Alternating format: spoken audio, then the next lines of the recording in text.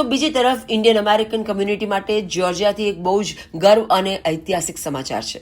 Indian American ઇમ્પેક્ટના સપોર્ટથી કેટલાક south Asian ઉમેદવારોએ જ્યોર્જિયાની primary ચૂંટણીમાં શાનદાર જીત મેળવી છે.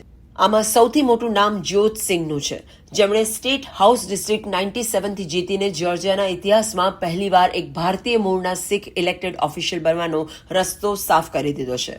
તેમની સાથે સાયરા ડ્રેપર અને અકબર અલીએ પણ પોતાનું નોમિનેશન સિક્યોર કર્યું છે, જ્યારે નબીલા ઇસ્લામ પાર્ક્સ લેફ્ટનન્ટ ગવર્નરની રેસમાં રન ઓફ સુધી પહોંચી ગયા છે. જ્યોર્જિયામાં રહી રહેલા 6 લાખથી વધુ એશિયન અમેરિકનો હવે ત્યાં એક મોટી પોલિટિકલ ફોર્સ બની ચૂક્યા છે, જે આવનારી ચૂંટણીમાં ટ્રમ્પ એડમિનિસ્ટ્રેશન દરમિયાન એક મોટો ઇમ્પેક્ટ પાડશે. કેલિફોર્નિયાથી એક ચિંતાજનક અને દુઃખદ અકસ્માત સામે આવ્યો છે. એક ગેરકાયદેસર ઇમિગ્રન્ટ ટ્રક ડ્રાઈવર મનવીર સિંઘને લોડીમાં એક જીવલેન્ડ મલ્ટી વ્હીકલ ક્રેશ બાદ ધરપકડ કરવામાં આવી છે.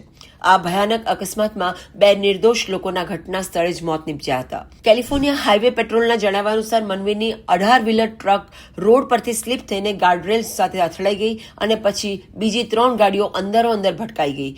અકસ્માત બાદ મનવીરે ઘટના સ્થળેથી જ પગપાળા ભાગવાનો પ્રયાસ કર્યો હતો, પરંતુ પોલીસે તેને દબોચી લીધો હતો.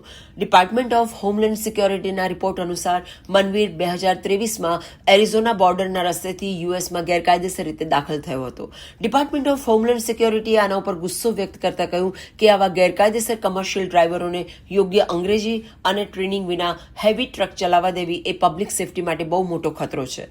આઈસે હવે કેલિફોર્નિયા ઓથોરિટીઝ પાસે તેની કસ્ટડી માંગી છે, જેથી તેને ડિપોર્ટ કરી શકાય. પાકિસ્તાનમાં આતંકી કમાન્ડરનું ઢેર થવું કે પછી $250 મિલિયન આ ફૂડ સ્કેમ, ઘણી બધી ખબરો આપણને જણાવે છે કે એક સિમ્પલ લાઈફને આપણે કેટલી કોમ્પ્લિકેટેડ બનાવી દીધી છે. તમે આના વિશે શું કહેવા માંગશો?